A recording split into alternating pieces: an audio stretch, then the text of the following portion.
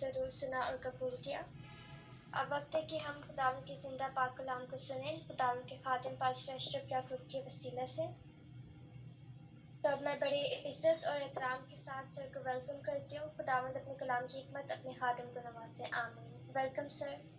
Okay بیٹے کیوریا، thank you very much. Tanveer sahab آپ کا شکریہ، آپ نے دعا کی اور خداوند یقیناً ہماری دعاؤں کو سنتا ہے۔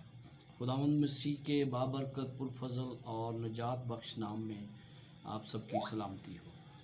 آج ہم مکاشفہ 4 باب اس کی 6 آیت سے شروع کریں گے اور میرا یقین ہے کہ آج ہم اس کو پایہ تکمیل تک پہنچا سکیں گے کہ آج ہم 4 باب کے اختتام تک چلیں گے۔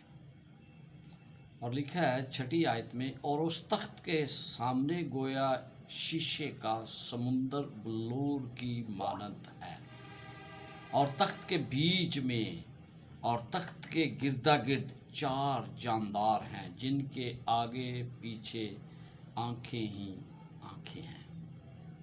جب ہم دیکھتے ہیں یہاں پر 4 جاندار کا خاص طور پر میں ذکر کرنا چاہوں گا، اور یہ جانداروں کا ذکر صرف اس حوالے میں نہیں ہے۔ مکاشفہ کی کتاب میں اگر آپ 5واں باب اور اس کی 6 آیت دیکھیں تو وہاں کیا لکھا ہے، اور میں نے اس تخت اور 4 جانداروں اور ان بزرگوں کے بیچ میں گویا ذبح کیا ہوا ایک بڑا کھڑا دیکھا۔ اس کے بعد اگر آپ 14ویں باب کی 3 آیت دیکھیں تو آپ کو وہاں بھی اسی طرح کا ایک پیغام ملتا ہے۔ لہٰذا ہمیں یہ پتہ چلتا ہے کہ یہ 4 جاندار جو ہیں مکاشفہ میں بڑے ضروری ہیں اور ہمیں انہیں سمجھنے کی ضرورت ہے کہ یہ کیا ہیں۔ 14ویں باب کی 3 آیت میں دوبارہ آپ پڑھتے ہیں، اور وہ تخت کے سامنے اور 4 جاندار اور بزرگوں کے آگے گویا ایک نیا گیت گا رہے تھے۔ جب آپ ان تمام حوالوں میں دیکھتے ہیں تو آپ کو پتہ چلتا ہے کہ یہ کوئی معمولی چیز نہیں ہے۔ ایک تو میں نے پچھلے ہفتے آپ کو بتایا تھا کہ اس 4 باب میں ہم بار بار تخت کے بارے میں پڑھتے ہیں، اور شاید جتنا زیادہ لفظ تخت اس باب میں استعمال کیا گیا کسی اور میں نہیں۔ اور پھر تخت کے گردا گرد 4 جاندار ہیں جن کے آگے پیچھے آنکھیں ہی ہیں۔ اور یہ تمام لوگ کیا کر رہے ہیں؟ یہ خدا کی عبادت کرتے ہیں، ہر وقت خدا کی عبادت میں مصروف ہیں۔ اور جب یہ خدا کی عبادت میں مصروف ہے تو اس کا مطلب یہ ہے کہ یہ تمام کا تعلق خدا کی اس عبادت سے وابستہ ہے، ان لوگوں سے وابستہ ہے جو اس کی عبادت کر رہے ہیں۔ ان کی آنکھیں ہی آنکھیں ہیں، وہ چاروں طرف دیکھ سکتے ہیں ان کے ارد گرد کیا ہو رہا ہے۔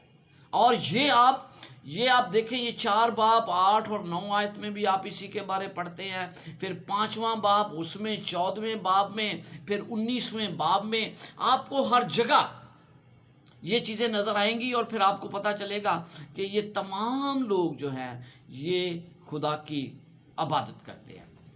اگر آپ حزقیل کی کتاب میں دیکھیں 1 باب اور اس کی 6 سے 10 آیات تو آپ کو یہاں بھی 4 جاندار نظر آتے ہیں، فل آف آئیز، آنکھیں ہی آنکھیں ہیں، اور ان کی شناخت فرشتوں کے ساتھ کی گئی ہے۔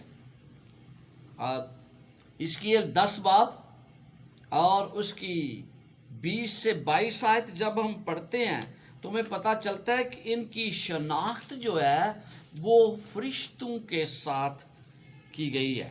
تو اس لیے ہم جب فرشتوں کی بات کرتے ہیں تو آپ کو خدا کے تخت کے اردا گرد فرشتے ہی فرشتے لگتے ہیں، نظر آتے ہیں۔ آپ جب ہیکل کا مطالعہ کرتے ہیں تو آپ کو پتہ چلتا ہے کہ خدا کے فرشتے تو ہیکل میں ہر جگہ موجود تھے، پردوں کے اوپر، اس کے پاک ترین مقام میں فرشتے ہی فرشتے آپ کو ہر طرف نظر آتے ہیں۔ تو فرشتوں کا خدا کی عبادت کے ساتھ بڑا گہرا تعلق ہے۔ اس لیے حزقیل 10 باب اور اس کی 20 سے 22 آیات میں پڑھنے لگا ہوں. یہ وہ جاندار ہیں جو میں نے اسرائیل کے خدا کے نیچے نہر کبار کے کنارے پر دیکھا تھا، اور مجھے معلوم تھا کہ یہ کروبی ہیں. کیا ہے؟ کروبی ہیں، فرشتے ہیں. ہر ایک کے 4 چہرے تھے اور 4 بازو، اور ان کے بازوؤں کے نیچے انسان کا سا ہاتھ تھا. رہی ان کے چیزوں کی صورت، یہ وہی چہرے تھے جو میں نے نہر کبار کے کنارے پر دیکھے تھے. یعنی ان کی صورت اور وہ خود، وہ سب کے سب سیدھے آگے ہی کو چلے جاتے تھے. جب آپ یہ دیکھتے ہیں خدا کا تخت، جب آپ یہ دیکھتے ہیں فرشتے، تو اس کو مزید سمجھنے کے لیے، ہم خدا کی اس عبادت کی تعظیم کو سمجھنے کے لیے کہ خدا کی تعظیم کتنی اہم اور کتنی ضروری ہے، اور فرشتے کس طرح اس کی تعظیم کرتے ہیں، میں یہ چاہتا ہوں کہ آپ یسایہ 6 باب نکالیں. یہاں پر آپ کو پتہ چلتا ہے کہ خدا کے فرشتے خدا کی عبادت کی کتنی تنظیم قدر کرتے ہیں، اور پھر ہر وقت اس کی عبادت میں مصروف رہتے ہیں. یسایہ 6 باب، یہاں پر لکھا ہے، جس سال میں عزیہ بادشاہ نے وفات پائی، میں نے خداوند کو ایک بڑی بلندی پر اونچے تخت پر بیٹھے دیکھا، اور اس کے لباس کے دامن سے ہیکل معمور ہو گئے. کیا آپ پڑھتے ہیں؟ ہیکل کے دامن سے. اور ہیکل کتنی بڑی ہے، اس کا اندازہ جب موسیٰ کو کہا گیا نا کہ تو ایک نمونہ یہ میں تجھے دکھایا جا رہا ہوں، اس کے مطابق تو نے ہیکل بنانی ہے، تو وہ نمونہ تھا، اصل نہیں تھی. اصل ہیکل اس آسمان پر تھی جو اس نے دیکھی اور جو آج بھی موجود ہے. اس ہیکل میں کروڑوں فرشتے ہر وقت اس کی عبادت کرتے ہیں. تو خدا کیا کہ اس کے دامن سے ہیکل معمور ہو گئی. خدا کی قدرت اور جلال کا ہمیں یہاں سے پتہ چلتا ہے. لکھا اس کے پاس سرافیم کھڑے تھے. سرافیم فرشتے تھے. اور پھر ہم دیکھتے ہیں 4 آیت میں کہتا ہے، اور پکارنے والوں کی آواز کے زور سے آستینوں کی بنیادیں ہل گئیں اور مکان دھوئیں سے بھر گیا. جب اس نے یہ تمام دیکھا، خدا کا جلال دیکھا، تو وہ کیا کہتا ہے؟ کہتا ہے، میں نجس ہوں، میں شاید اس قابل نہیں کہ خدا کے کلام کو سنا سکوں. تو پھر کیا ہوا؟ افسوس، کہتا ہے مجھ پر افسوس، میں تو برباد ہوا، کیونکہ میرے ہونٹ ناپاک ہیں اور نجس لب لوگوں میں بستا ہوں، کیونکہ میں نے خدا رب الفاظ کی قدرت کو دیکھا ہے، اس لیے آج شاید میں زندہ نہ رہوں. کیونکہ خدا کا جلال اس نے دیکھا، اس نے دیکھا خدا کتنی عظمت والا عظیم خدا ہے، اور کتنے اس کے آگے جھکتے اور اس کی عبادت کرتے ہیں. پھر کیا ہوا؟ یہ ذرا آپ لوگوں کے سمجھنے کی بات ہے، ذرا اس کو غور سے سنیے گا. کیا ہے؟ تب میں بول اٹھا کہ وہ برباد ہوا. اور 6 آیت میں، اس وقت سرافیم میں سے ایک نے سلگا ہوا کوئلہ جو اس نے دستے پناہ سے مذبح پر سے اٹھا لیا، اپنے ہاتھ میں لے کر اڑتا ہوا میرے پاس آیا. یہ سرافیم کیا ہے؟ سرافیم ایک ایسے فرشتے، سرافیم آگ، یہ آگ سے بھرے ہوئے فرشتے. یہ سرافیم سلفر سے نکلا ہے اور وہ خود آگ ہے. تو اس نے کیا کیا؟ اس نے ایک سلگا ہوا کوئلہ جو اس نے دستے پناہ سے مذبح پر سے اٹھا لیا. دستے پناہ کیا ہوتا ہے؟ دستے پناہ وہ چمٹا ہے جس کے ذریعے ہم کوئلے کو باہر نکالتے ہیں. تو یہ تو خود آگ تھے، لیکن خدا کے تخت کے سامنے اس نے اس دستے پناہ کو استعمال کیا ہے. اس کا یہ مطلب نہیں کہ وہ جل جائے گا. کیوں؟ उसने दस्ते पनाह को इस्तेमाल किया है। और क्योंकि उसने उसके बाद क्या किया, और उसने मेरे उठाकर उसने उसको अपने हाथ पर रख लिया। इसलिए मुझे यकीन है कि वो इसलिए नहीं दस्ते पनाह इस्तेमाल कर रहा कि उसका हाथ चल जाएगा, लेकिन ये खुदा की तज़ीम है। उसने जुर्रत नहीं की कि अपना हाथ भी नंगा करे, क्योंकि वो लिपटा हुआ है। और उसने क्या किया, और उसने मेरे मुंह को छुआ और कहा, देख, इसने तेरे लबों को छुआ, बस तेरी बदकिरदारी दूर हुई और तेरे गुनाह का कफारा हो गया। इसके बाद यशायाह नबी से खुदा पूछता है कि कौन जाएगा, तो यशायाह नबी ये कहता है कि मुझे भेज, मैं जाऊंगा। यहां पर आपको खुदा की कुदरत नजर आती है। खुदा का तख्त जो आप चौथे बाब में पढ़ते हैं, उसकी तज़ीम का पता चलता है कि खुदा की तज़ीम, उसके फरिश्ते जो हर वक्त उसके सामने रहते हैं, वो कितनी ज़्यादा करते हैं। मकाशवा चौथा बाब, हिजकियेल पहला बाब और हिजकियेल 10 बाब हमें ये तमाम चीज़ों से आगाह करते हैं, और ये आगाह करते हैं कि खुदा के मक़दस में भी फरिश्ते थे। आपको पता है जो मक़दस मूसा ने बनाया, उसमें 2 फरिश्ते थे, लेकिन जो सुलेमान ने बनाया उसमें 4 फरिश्ते थे, और हर पर्दे पर फरिश्तों की शक्लें बनी हुई थी। फरिश्ते ही फरिश्ते आपको नजर आएंगे उसके अंदर। मैंने एक मजमून लिखा था, हैकल में फरिश्ते, तो तकरीबन 4-5 सफ़े का मजमून है, और उसमें इतना ज़्यादा कुछ बताया जाता है कि खुदा की तज़ीम, खुदा की हजूरी के लिए फरिश्ते उसके हजूर रहते हैं। जब आप खुदा की हजूरी को महसूस करते हैं तो आपका रद्द-ए-अमल क्या होता है? खुदा की हजूरी, खुदा की कुदरत इतनी अजीमुल शान है कि मुझे उसकी ताज़ीम करनी चाहिए। अक्सर जब मैं इबादत में होता हूँ तो ये मैं आम लोगों की बात नहीं करने लगा, मैं पादरी साहबान की बात करने लगा हूँ। जो पादरी साहबान है वो ज़रा प्लीज़ मुझे माफ़ कीजिएगा। ये मैंने अक्सर देखा है कि जब दुआ हो रही होती है तो एक पादरी दूसरे के कान में बात करता है।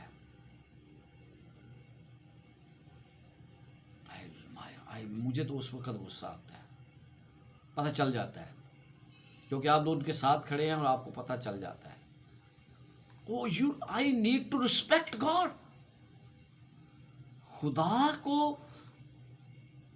खुदा के हजूर झुकना, उसकी ताज़ीम करना, ये इंतहाई ज़रूरी है। यहां पर आपको पता चलता है कि खुदा तख्त पर बैठा है, फरिश्ते उसके इर्द गिर्द हैं, और तमाम लोग खुदा के आगे झुक कर उसकी इबादत करते हैं। ये फरिश्ते हर रोज़, हर वक्त, 24 घंटे उसके तख्त के सामने रहते हैं, और तमाम लोग खुदा की इबादत करते हैं। और फिर क्या कहते हैं? प्रेज़ गॉड, खुदा की हामद। इसी आयत का आप दूसरा हिस्सा जब पढ़ते हैं, और तख्त के बीच में और तख्त के गिरदा गिर्द 4 जानदार हैं। ये 4 जानदार क्या हैं, हम इनको देखेंगे, क्योंकि इन जानदारों के बारे में, जैसे मैंने आपको पहले बताया, मुख्तलिफ हवाला जात में जिक्र किया गया है। अगर पहले है क्या है, शेर, यह 7वीं आयत में पढ़ने लगा हूँ। पहला जानदार बब्बर की मानद है, और दूसरा जानदार बछड़े की मानद, और तीसरा जानदार का चेहरा इंसान का सा है, और चौथा जानदार उड़ते हुए अकाब की मानद है। ये जानदार क्या है? बब्बर, शेर बब्बर, ये ताकत का निशान है, इसमें ताकत पाई जाती है। और फिर یہ طاقت ہم کہاں سے حاصل کرتے ہیں؟ یہ طاقت ہمیں کلام مقدس سے ملتی ہے، یہ طاقت کہیں اور سے نہیں۔ زبور 103 اور اس کی 20 آیت میں یہ لکھا گیا ہے کہ یہ طاقت مجھے خدا کے کلام سے ملتی ہے۔ ببر، شیر ببر جو طاقت کا نشان ہے، جو اس طاقت کو ظاہر کرتا ہے، اور یہ 4 جاندار جو ہیں ان میں سے پہلا ایک ببر شیر کی ایمانت ہے۔ 20ویں آیت 103 باب زبور 103 اس کی 20 آیت میں لکھا ہے، اور خداوند کے فرشتوں اس کو مبارک ہو، تم جو زور میں بڑھ کر ہو اور اس کے کلام کی آواز سن کر اس پر عمل کرتے ہو۔ زور میں بڑھ کر ہو، اس کے کلام کی آواز۔ ہم جو کمزور ہیں، ہمارے اندر جو طاقت کی ضرورت ہے وہ مجھے کلام مقدس سے ملتی ہے، اور وہ طاقت ببر شیر سے بڑھ کر ہے۔ اس لیے مجھے اس کی طاقت کو حاصل کرنا ہے۔ اس میں مجھے بتایا گیا ہے یہ 4 لیونگ بینگ، 4 جاندار، پہلا شیر، دوسرا بچڑا یعنی بیل۔ کیا مطلب اس کا؟ اس کا مطلب یہ ہے خدمت کرنے والا۔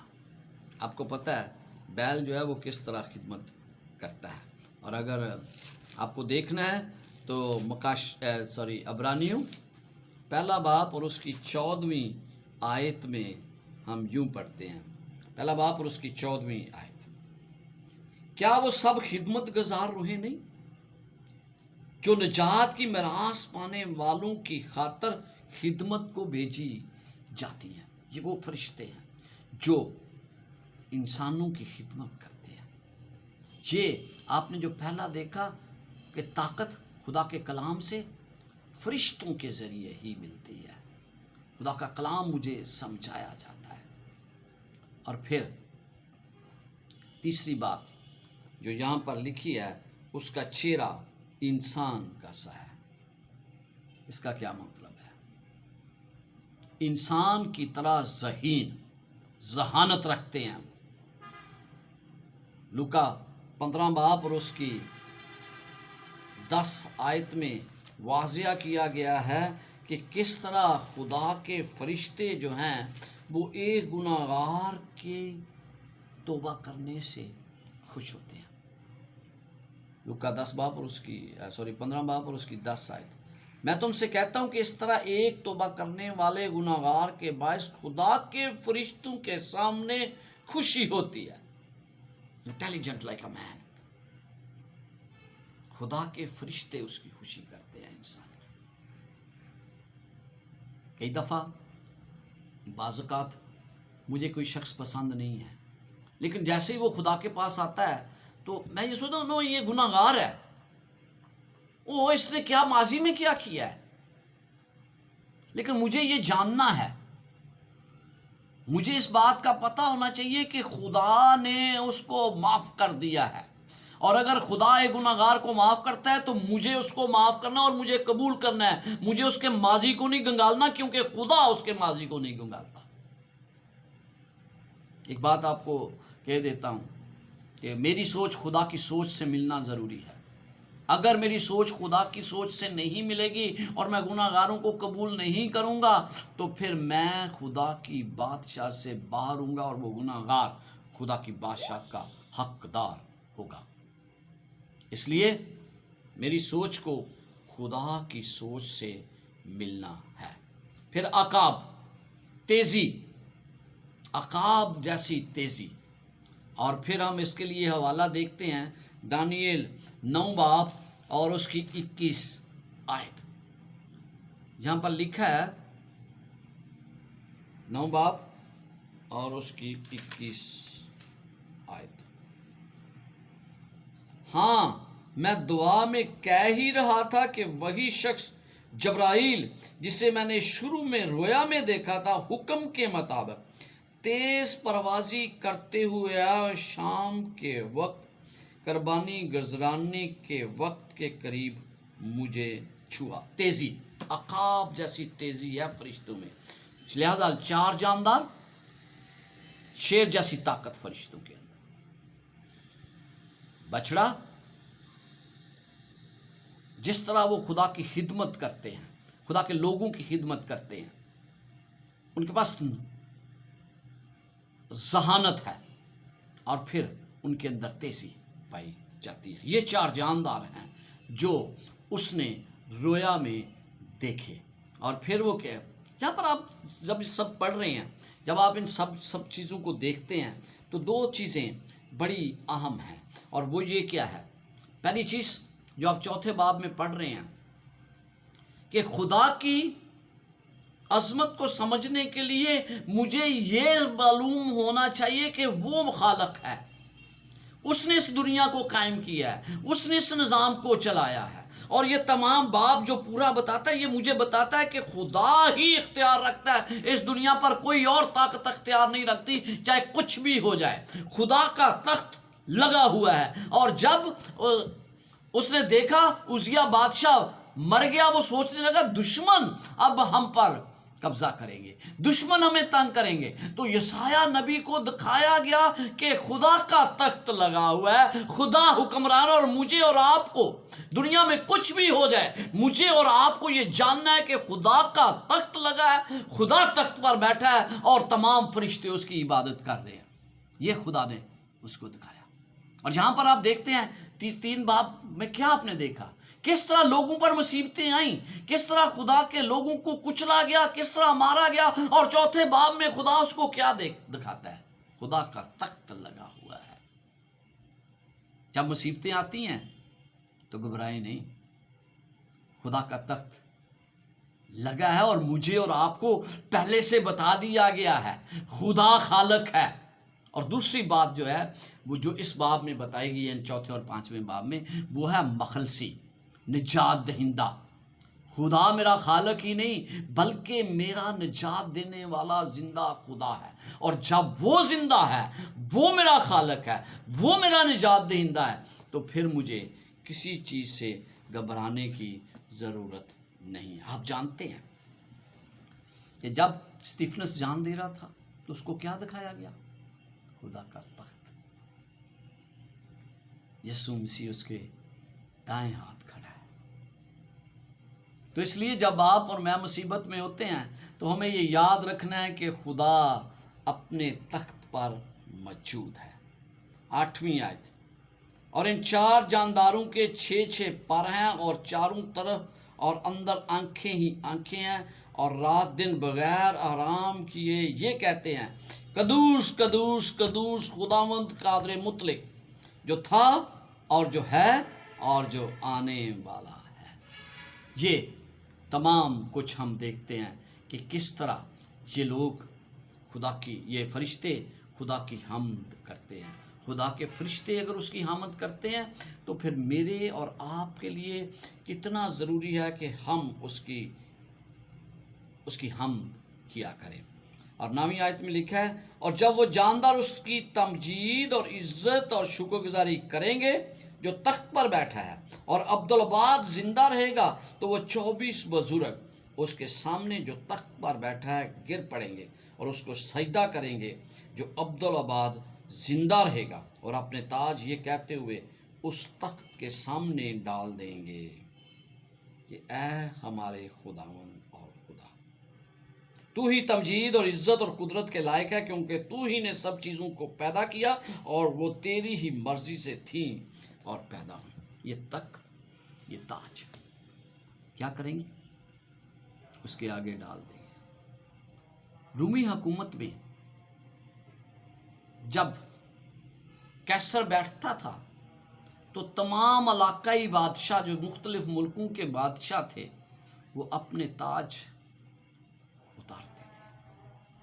اور یہاں بھی آپ کو پتہ چلتا ہے کہ 24 بزرگ جنہوں نے تاج پہنے، جب خدا کی حضوری کے سامنے وہ سجدہ کرتے ہیں تو سب سے بڑی بات جو ہم یہاں پر سیکھتے ہیں وہ خدا کی عبادت ہے۔ اور آخری وقت میں جب آپ 3 فرشتوں کا پیغام پڑھتے ہیں مکاشفہ 14 باب میں، تو آپ کو پتہ چلتا ہے کہ آخری وقت میں فیصلہ عبادت پر ہے کہ ہم کس کی عبادت کرتے ہیں۔ تو عزیزو، آج میری آپ سے گزارش ہے कि जब आप खुदा की इबादत करते हैं तो उसकी ताज़ीम भी करें, उसकी ताज़ीम को सीख लें, क्योंकि जब मैं उसकी ताज़ीम सीख लूँगा तो फिर यकीनन खुदा मुझे कबूल करेगा। 24 बुजुर्ग, तमाम फरिश्ते, करोड़ों फरिश्ते खुदा को सजदा हर वक्त करते हैं, और जब हम आसमान पर जाएंगे तो यकीनन ये हमारे लिए भी शरफ होगा। और लिखा है आखिरी आयत में, क्योंकि तूने सब चीज़ें पैदा की और तेरी ही मर्जी से थीं और पैदा हुई। खुदावंद यीशु मसीह ना सिर्फ हमारा खालक बल्कि निजात दहिंदा है, और उसने तमाम चीज़ें पैदा की हैं। बनाने वाला यीशु मसीह है। पहला यूहन्ना पहला बाब में आप क्या देखते हैं कि यीशु मसीह ही है जिसने तमाम कुछ बनाया और खलक किया है। आइए यूहन्ना पहला बाब पढ़ते हैं।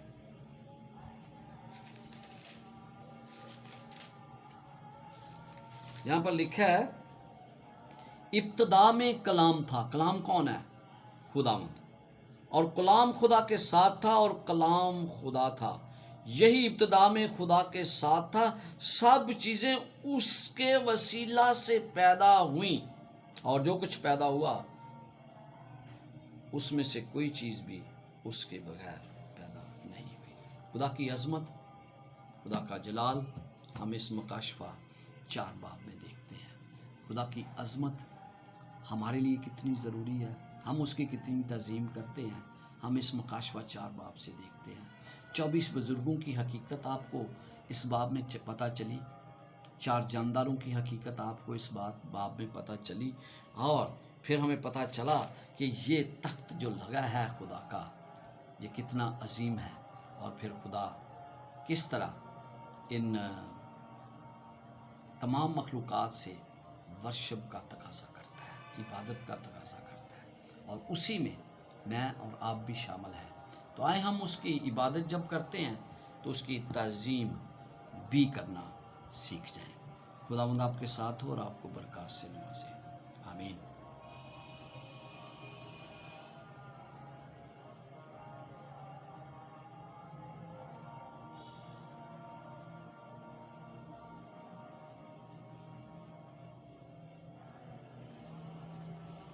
बहुत बहुत शुक्रिया भाई साहब। खुदावंद आपको कसरत से बरकत अता करे।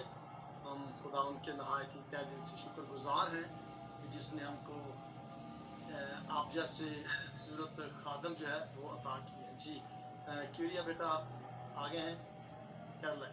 जी वेलकम। जी सर, क्वेश्चन आंसर्स का सेशन